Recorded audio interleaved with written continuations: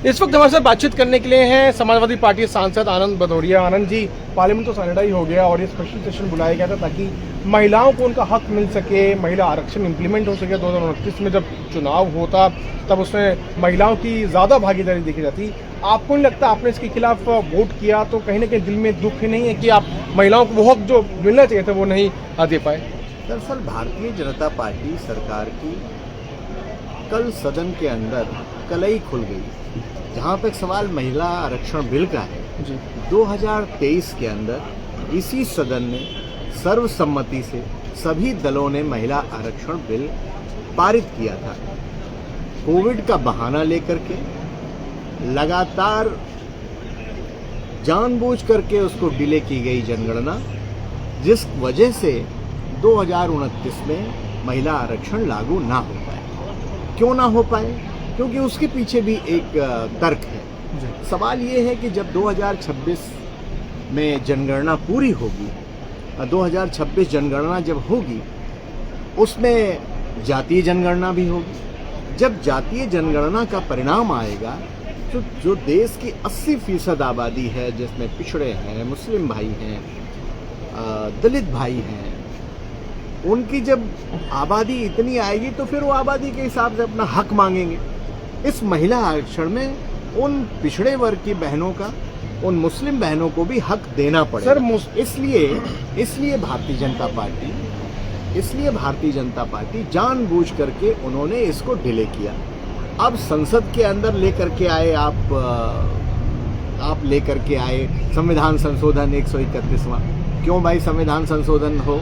आप जानते हो कि आपका 2/3 बहुमत नहीं है। जानबूझ करके क्या विपक्ष के दल आपको ये अधिकार दे देंगे कि आप परिसीमन के नाम पर नए राजनीतिक सीमा रेखाएं खींचिए, सरहदें खींचिए और उससे आप अपना फायदा निकालिए। असम में क्या हुआ? लेकिन ये बोल सरकार ने बोला जम्मू कश्मीर में क्या? लेकिन ऐसा सरकार ने बोला नहीं। सरकार ने ये नहीं कहा कि हम परसीमन में ऐसा करेंगे जो आप बोल रहे हैं। हाँ, नहीं, ये नहीं कहा सरकार ने। लेकिन सरकार ने ये भी नहीं कहा क्यों नहीं उसमें विपक्ष के लोगों को आप परसीमन में शामिल कर रहे हो। अगर 5 मेंबर रख रहे हो, उनका कोई अधिकार ही नहीं है। केवल दिखावे के लिए आप मेरी बात, उसमें केवल दिखावे के लिए अब तक जो सरकारें नहीं, इसी आधार पर उन्होंने परसीमन किया है। आप ये कहना चाहते हो?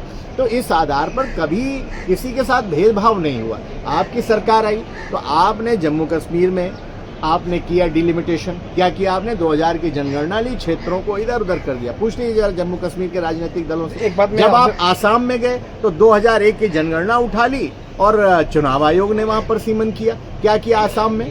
क्या गौरव गोगोई जी ने वहां संसद में कहा था कि कोई तो 26 लाख की, 29 लाख की है पार्लियामेंट और कोई 16 लाख की है। सवाल ये विसंगतियां क्षेत्र के आधार पर हो सकती हैं, लेकिन भारतीय जनता पार्टी की पूरी मंशा थी कि परिसीमन, महिलाओं के कंधे पर बंदूक रख करके परिसीमन के बहाने आप अपना राजनीतिक हित साधना चाहते थे। और अभी मैं कहना चाहता हूं, अगर सरकार की मंशा साफ है तो आप काम करने के घंटे बढ़ा दीजिए, आप और लोगों को इस काम में लगा दीजिए, जनगणना के काम में।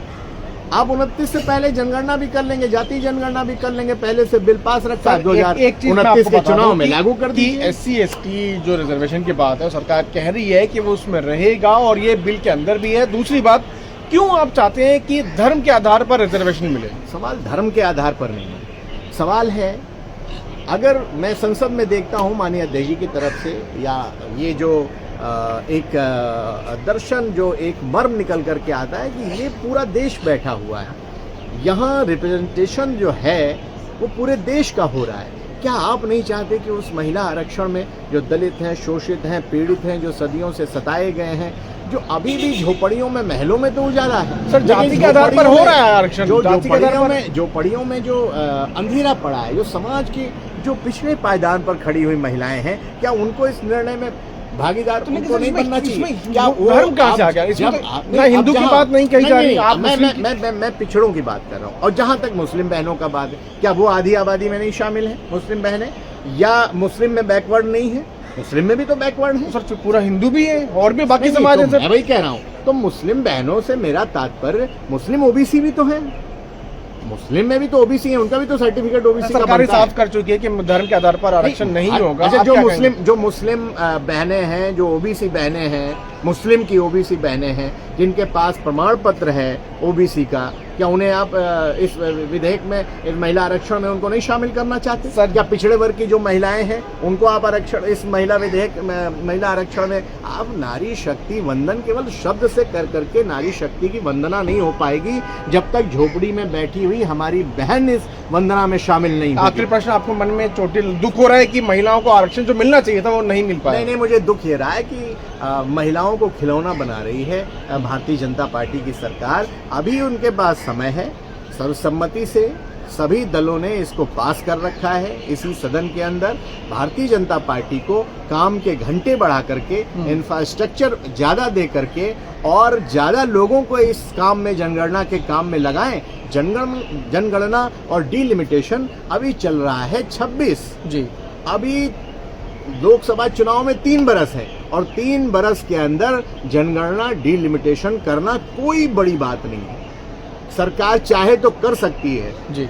इसलिए सरकार अगर चाहेगी तो 2029 के चुनाव में जनगणना करा करके और डिलिमिटेशन करा करके इसको लागू कर देगी। सरकार लागू करना नहीं चाहेगी तो चुनाव में जा करके विलाप करेगी। और जैसा अभी सभी राजनीतिक दलों को ऐसा सिद्ध किया जा रहा है कि हम सब महिला विरोधी हैं, बीजेपी के लोग निकल लिए, 4-4, 6-6, 10 महिलाओं को बेच दिए हैं और कार्यालयों पर बैठ करके जिस तरह धरना प्रदर्शन हो रहा है, कोई बयान दे रहा है, कोई पुतला फूंक रहा है कि ये विपक्ष के लोग, यही भारतीय जनता पार्टी चाहती है कि केवल राजनीति करे, वो माताओं बहनों को आरक्षण देने नहीं चाहती। और हमारे नेता ने तो एक बात और कही थी, हमारे नेता ने कहा था कि इसको राजनीतिक दलों के ऊपर छोड़ दीजिए, हम लड़ा देंगे 33%।